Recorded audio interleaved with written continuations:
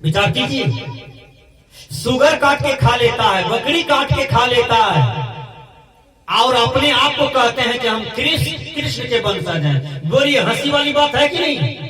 भगवान कृष्ण गीता में आपको कहीं नहीं कहा कि तुम सुगर खाओ, तुम बकरी काट के खाओ, हैं? तुम मांस खाओ, मछली खाओ, गंदा भोजन करो। कहीं पर गीता में लिखा हुआ है? गीता में तो ये लिखा हुआ है कि जीव पर दया करो, जीव को मत मारो।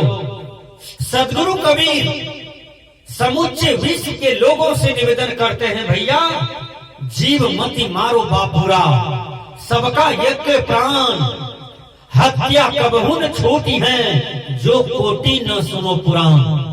जीव को मत मारो, जीव को घात मत करो, जीव की हत्या मत करो। ऐ बापुरा, सबका यज्ञ प्राण, जैसा तुम्हारा प्राण है वैसा ही प्राण सबका है ना? आप किसी भी प्राणी को मारिए जो शरीरधारी है, देखिएगा वो आपसे बच के भागना चाहता है ना साहब? वो चाहता है कि कब मैं यहाँ से बच के निकल जाऊं ताकि मैं बच जाऊं, दर्द से बच जाऊं, पीड़ा से बच जाऊं, अपना जान को बचाने में सक्षम हो जाऊं। विचार कीजिएगा, ये मनुष्य इतना पतित है कि पकड़ करके फिर भी उसको हत्या कर देते हैं, मार करके उसको मसाला दे करके पका करके खा लेते हैं। ये कितना बड़ा अन्याय कर रहा है। संस्कृत के विद्वान ने कहा, अनुमंता विषसिता निहंता क्रय विक्रयी, संस्कारता चौपहारता, खाद के सती घात का, अर्थात हत्या की अनुमति देने वाला, बेचने वाला, काटने वाला, बताने वाला, देखने वाला, खाने वाला, ये 8 प्रकार का हत्यारा होता है जो सबको पाप लगता है। केवल खाने वाले को नहीं पाप लगता है, 8 प्रकार का हत्यारा माना गया है शास्त्र में, सबको पाप लगता है। इसलिए ये 8 प्रकार के कुसंग है आपके लिए, इनकी संगति से बच के रहें। विचार कीजिए, भगवान राम का भोजन फल के साथ ज्यादा है। वनवास में जब भगवान राम निकले तो कांद फूल फल पत्ता खा करके जीवन बिता लिया। विचार करें, लेकिन भगवान कृष्ण दूध खा के जीवन बिता लिया। महात्मा गांधी बकरी का भी दूध पीते थे, महात्मा गांधी, लेकिन बकरी का हत्या किए हैं महात्मा गांधी कहीं पर देखें? सदगुरु कबीर ने कहा, पंडित काहे बकरिया मारी हो, पंडित काहे बकरिया मारी, जब पंडित को जन्म भया था, बकरी भई महतारी, ऐ पंडित काहे बकरिया मारी। मतलब कि हे पंडित जी, काहे बकरी को मारते हो? हे पंडित जी, जिस दिन तुम पैदा लिया था, जन्म लिया था,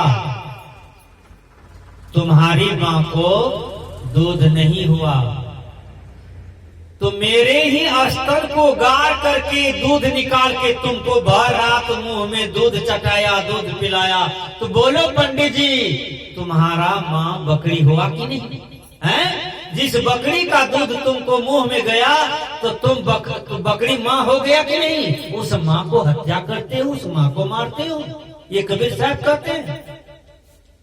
तो विचार करना चाहिए। मैंने कहा 2 चीज पीना चाहिए, वो क्या है? वो है पानी। पानी भी ज्यादा पीना चाहिए सबको, और पानी जब भी पीना चाहिए तो छान करके पीना चाहिए। विचार कीजिए, सुसुम पानी ठंडा करके पीना चाहिए। आओ, पानी पीना चाहिए कम से कम 7 लीटर एक दिन में पीना चाहिए। तो पानी पीने से बहुत बड़ा स्वास्थ्य बनता है, इसलिए मैं पानी पर जोर दे रहा हूं। दूध पीने से क्या होता है? रात में सोने की काल में आप 1 गिलास हल्दी दूध पिए, विचार करें, देखिए आपका शरीर लाल हो जाएगा, हड्डी मजबूत रहेगा, लंबी आयु होगा, काया स्वस्थ रहेगा। लेकिन मैं अक्सर देखता हूं देहात में हमारे लोग गौ पालते हैं, गौ तो पालते हैं लेकिन सब दूध को बेच देते हैं। ये अपना आलू भात खाते हैं, आलू भात देखिए, दाल भात खाते हैं, उस पर सब्जी भी नहीं है उसको, सब दूध को बेच दिया। हम देखते हैं 8 दिन पर वो डॉक्टर के पास जाते रहता है पूर्णिया दवाई खाने के लिए, वही दूध बेच के पैसा लाया, वही पैसा गया डॉक्टर को देने के लिए। अरे भले आदमी तनिक सोचो, ये संत महात्मा आपको जगा रहे हैं। बाजार के लोग आपका दूध खरीद करके, बाजार के लोग देखिए लाल लगता है देखने में, कितना मस्त लगता है उसका बाल बच्चा देखने में, उसका बालक बालिका पढ़ने में तेज है। क्यों? आप जो दूध को उपजाए हैं परिश्रम करके, वही दूध आप टका के चलते बेच दिए, वो खरीद करके खा लिया। यहाँ आप झक मारते हैं। विचार कीजिए, स्वास्थ्य के लिए झक मारते हैं, विचार कीजिए। तो गौ पालते हैं लेकिन दूध भी उपजाऊ करते हैं, लेकिन दूध को अपने शरीर में नहीं देते हैं, अपनी काया में नहीं देते हैं, उसको बेच देते हैं। जो इस कली काल में, ये 2020 में, 19 में, 21 में जो दूध का सेवन नहीं करेगा उसका स्वास्थ्य कभी अच्छा नहीं रहेगा। ये मैं आपको डंके की चोट पर कह रहा हूँ, सुन लीजिए मेरे देश के लोगों, जो दूध नहीं खाएंगे उसका स्वास्थ्य कभी अच्छा नहीं रहेगा। आप कहिएगा कि रणबीर बाबा कह के गए मेरे गांव से, विचार कीजिएगा। इसलिए हर आदमी गौ को पालिए, गौ को समझ लीजिए मेरी माँ है, जैसे आप माँ से प्यार करते हैं उसी ढंग से आप गौ से प्यार करें, गौ की सेवा करें। सब कोई कुछ न करने के लिए जाने, लेकिन गौ को पोसने के लिए जानिए, गौ को सेवा करने के लिए जानिए। हमारे हिंदू संप्रदाय में संत महापुरुष यह सब भी बताए हैं कि कम से कम गौ पालिए, सब हिंदू गौ पालिए। सदगुरु कबीर को यहाँ तक कहते हैं कि चाहे आप हिंदू हो, मुसलमान हो, सिख हो, ईसाई हो, गौ को पालिए, लेकिन अपनी मां की तरह गौ का सेवा कीजिए, उनके दूध को धारण कीजिए। आपका काया स्वस्थ रहेगा, और स्वस्थ काया ही स्वर्ग का पहचान है, स्वर्ग का प्रतीक है। स्वर्ग मरने के बाद थोड़ा मिलता है।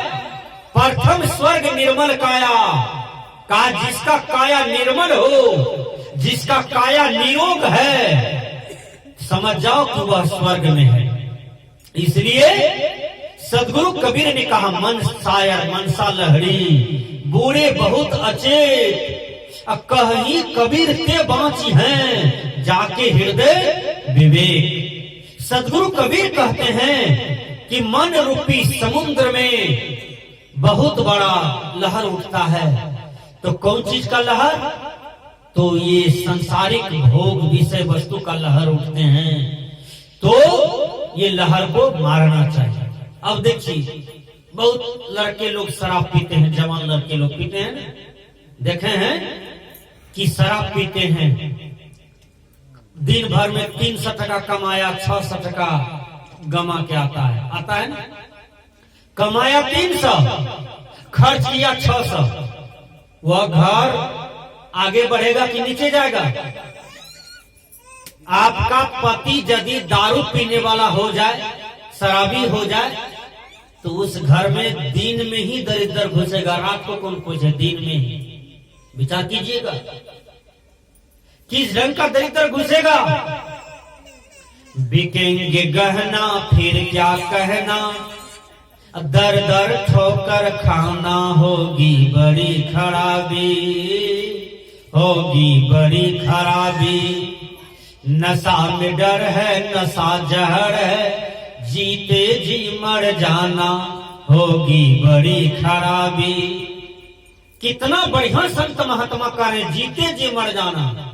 ओ बाबू, नशेड़ी आदमी उस तरह से अपने जीवन का हत्या करता है। नशेड़ी आदमी अपनी आयु से नहीं मरता है, समझो वो अपने जीवन को हत्या कर रहा है, समझो वो आत्महत्या कर रहा है। विचार कीजिए, मैं प्रमाणित करता हूं। जैसे कोई कुआं में कूद जाए तो मरेगा कि नहीं? कोई आग में कूद जाए मरेगा कि नहीं? कोई बिजली की बिजली छू ले वो मरेगा कि नहीं? अब कहेगा ये विधाते लिखा है, ब्रह्मे जी लिखा है, छठियारे घर में, तो मूर्खता है कि नहीं? बोलिए हैं? तो जिस परिवार में नशेरी आ गया वह परिवार में कभी कल्याण नहीं होता है, इसलिए नशा का त्याग होना चाहिए।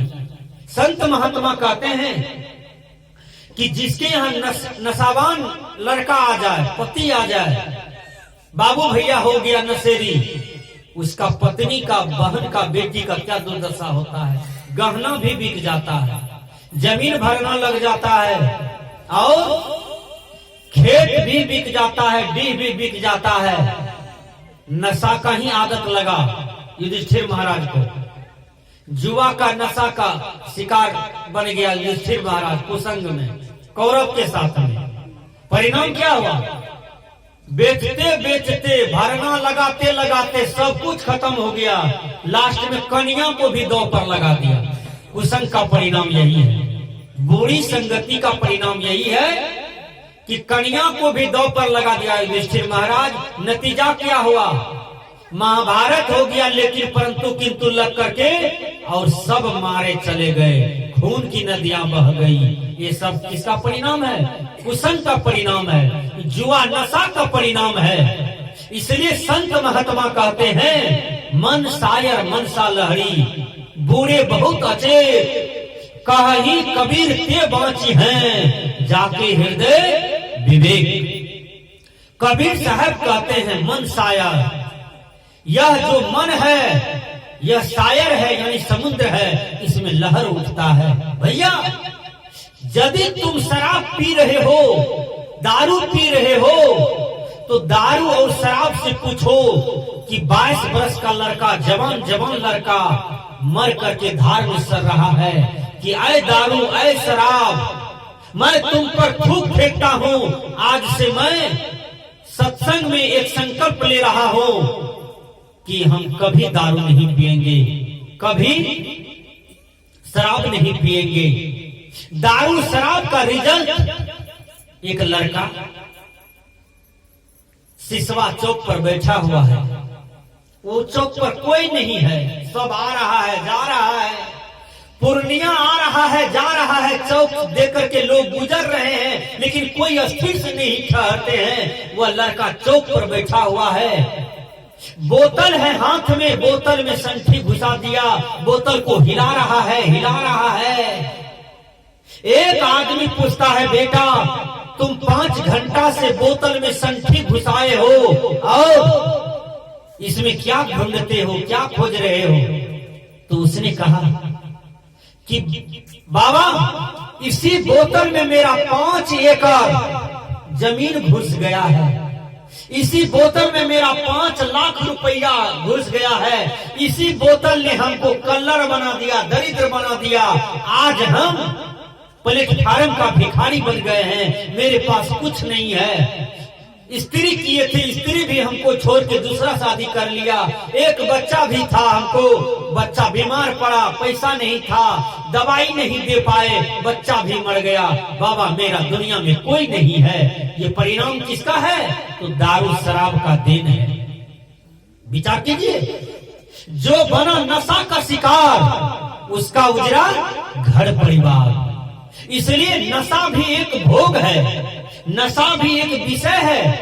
सदगुरु कबीर कहते हैं, क्या कहते हैं? मन सायर मनसा लहरी, बूढ़े बहुत अच्छे, कहीं कबीर ते बाँची हैं, जाके हृदय विवेक। कबीर साहब कहते हैं वो बच जाएगा। का कौन बचेगा? का जिसके हृदय में विवेक हो जाएगा। अब विवेक कहां पर होगा? विचार कीजिए।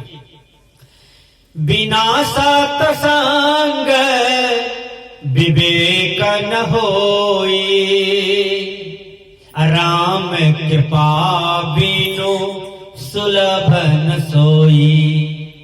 विचार कीजिएगा, कितना मार्मिक पद है गोस्वामी तुलसीदास जी महाराज का कि बिना सत्संग का विवेक नहीं होता है, हैं? अभी आप लोग सत्संग में बैठे हैं, ज्ञान यज्ञ में बैठे हैं। ऐसी तो भगवान कृष्ण गीता में कहा, हे अर्जुन यज्ञ तो कई प्रकार के होते हैं, लेकिन सभी यज्ञों में श्रेष्ठ ज्ञान यज्ञ होता है, सत्संग यज्ञ होता है। जहां सत्संग होता है वहां देवी देवता परमात्मा भगवान भी उतर जाते हैं कि मैं भी सत्संग सुनूं, और देवता लोग भी ललायते रहते हैं कि यदि आज मैं मनुष्य तन में रहता तो सत्संग को सुनता। ये अभागे मानव न तो सत्संग कभी कराते हैं न तो सत्संग सुनते हैं, उल्टा काम करते हैं। उल्टा क्या? सत्संग का निंदा करते हैं। सत्संग का निंदा होता है टोला में, देखे हैं समाज में सत्संग का भी निंदा होता है। जिसको सत्संग प्रिय नहीं है वो सत्संग का निंदा करते हैं। जो सत्संगी है उसको चिढ़ा चिढ़ा करके बोलते हैं ना, आप लोग आपने सुना होगा, क्या कहते हैं? सत्संगी और फतसंगी सुने होंगे। बाबाजी या ताबाजी, दो बात बोलते हैं। बाबाजी भी कहेगा और ताबाजी भी कहता है, सत्संगी भी कहेगा फतसंगी भी कहेगा। तो सत्संग का निंदा करते हैं। विचार कीजिएगा, आए सत्संग की निंदा करने वालों, आप एक बात को समझो कि सत्संग का निंदा करने से तुम्हें कुछ नहीं मिलने वाला है, तुमको बुरा ही होगा, तुमको घाटा ही लगेगा। सत्संग देखिए लाभ कितने आदमी को मिला है, मैं नाम गिना देता हूं। सती अनुसुईया सत्संग सुनती थी, मीरा सत्संग सुनती थी, सबरी सत्संग सुनती थी, मदरसा सत्संग सुनती थी, सहजोबाई सत्संग सुनती थी, महात्मा गांधी सत्संग सुनते थे, विनोबा जी सत्संग सुनते थे, लवकुश सत्संग सुनते थे, भगवान राम सत्संग सुनते थे। विचार कीजिए, नारद जी भी सत्संग सुनते हैं, माँ सीता सत्संग सुनती थी, राधा रुक्मिणी सत्संग सुनती थी, भगवान बुद्ध सत्संग सुनते थे, स्वामी रामानंद सत्संग सुनते थे, बड़े बड़े महापुरुष सत्संग सुनते थे। सदगुरु कबीर जो संत सम्राट हैं, दिव्य पुरुष हैं, वो भी सत्संग सुनते थे। विचार कीजिए, तो सत्संग में घाटा नहीं है, सत्संग से लाभ होता है। सत्संग से घाटा उसको होता है जो सत्संग को नहीं सुनते हैं, नहीं करते हैं, न तो सत्संग का महत्व देते हैं। इसलिए सत्संग जो है, किसी शायर ने बहुत सुंदर कहा, इस सत्संग में लाभ बहतो है। जिसने जिसने सत्संग किया, सुना, अमल किया, जीवन में धारण किया, उसको लाभ हुआ। एक रोगी जाता है डॉक्टर के पास, ध्यान से सुनिए। रोगी डॉक्टर के पास गया और अपना रोग बताता है, डॉक्टर जांच में भेजा, जांच में जो रोग ठहरता है उसकी दवाई देती है। बोली सही बात है, और दवाई देते हैं। जब दवाई लेते हैं तो डॉक्टर क्या कहते हैं? तुम परहेज से रहना, ये नहीं खाना, वो खाना, ये नहीं खाना। विचार कीजिए, तो ये बात कहते हैं, कौन कहते हैं? तो डॉक्टर कहते हैं।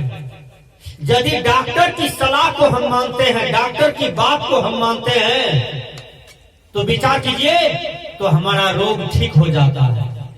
उसी प्रकार ये सत्संग में जो संत महात्मा के द्वारा आप वाणी सुन रहे हैं, ये वाणी आपके लिए कल्याणकारी है, आपके लिए लाभदायक है, आपके लिए हितकारी है। इसलिए आपको मानना होगा, अपने जीवन में धारण करना होगा, तब आपको फायदा होगा। ये संत के मुख से जो वाणी निकल रहा है, सत्य वचन निकल रहा है, अच्छा वचन निकल रहा है, कल्याणकारी वचन निकल रहा है, तो विचार कीजिए सज्जनों, ये आपके ही कल्याण के लिए निकल रहा है। इसलिए संत महात्मा कहते हैं, क्या कहते हैं कि मन शायर मनसा लहरी, बूढ़े बहुत अच्छे, कहीं कबीर ते बाँची हैं जाके हृदय विवेक। कबीर साहब कहते हैं वो बचेगा जिनका हृदय में विवेक हो जाएगा। तो विवेक कहाँ होगा? तो सत्संग में होगा। विवेक का उद्घाटित सत्संग में होता है। सत्संग में आइए, आपका विवेक बढ़ते जाएगा, आपकी सद्बुद्धि बढ़ते जाएगी, आपका सद्विद्या बढ़ते जाएगा। आज समाज में विद्या बहुत हो गया, विद्वान बहुत हो गया, धनवान बहुत हो गया, गुणवान बहुत हो गया, लेकिन चरित्रवान की कमी है। चरित्र का निर्माण कहाँ पर होता है? चरित्र का निर्माण होता है इसी सत्संग में। सुनेंगे आप सुंदर सुंदर ज्ञान की बातें, सुंदर सुंदर विचारों को, तो सुंदर सुंदर ज्ञान की बातें सुनेंगे, विचारों को सुनेंगे, तो आपका चरित्र भी सुंदर होगा। उस विचार को अपने जीवन में आप धारण करेंगे तो आपका चरित्र सुंदर होगा। हमने कहा मन शायर मन सा लहरी, बुरे बहुत अच्छे। कहा मन एक समुद्र है, इसमें जब लहर आता है तो कहा वो लहर में बह जाता है। कहा कौन बहता है? अज्ञानी, मूर्ख, अचेत। जो अचेत होके रहता है वो बह जाता है। तो सदगुरु कबीर कहते हैं कहीं कबीर ते बाँची हैं जाके हृदय विवेक। कबीर साहब कहते हैं वो बच जाता है जिसके हृदय में विवेक हो जाता है। तो विवेक कौन देते हैं? तो संत देते हैं, सदगुरु देते हैं। ये सत्संग में उद्घाटित होता है। इसलिए एक कथा कह देता हूं। एक बार बीरबल जाते हैं अपने घर। बीरबल तो राज दरबार में रहते थे। तो बीरबल तो राज दरबार में रहते थे। तो बीरबल उदास पड़ गया। बेटी पूछती है, बीरबल की बेटी, कहा बाबूजी उदास क्यों है? कहा बेटी क्या बोले बेटी, कल तो लगता है राजा हमको फांसी पर चढ़ा दे। कहा क्या हुआ बाबूजी, बोलिए ना। कहा बेटी राजा क्या कहा है कि जो बकरी को पेट भर देगा ना तो उसको हम एक कोना राजदान में दे देंगे। यदि नहीं कोई भर पाया तो सबको क्षमा करेंगे। यदि ये मंत्री बकरी वाला काम मेरा नहीं किया तो इसको फांसी पर चढ़ा देंगे। बेटी तुम ही प्रश्न का हल करो। बेटी कहती है बाबूजी ये तो हल्का बात है, लाइए बकरी को हम पेट भर देते हैं। राजा के यहां से बकरी ले गया। जब बकरी गया वहां पर बीरबल का घर, तो बीरबल की बेटी देखिए किस युक्ति से बकरी का पेट भरती है। बकरी को घास दे दिया, हरी हरी घास। बकरी खाने लगी। कच्चा करची 3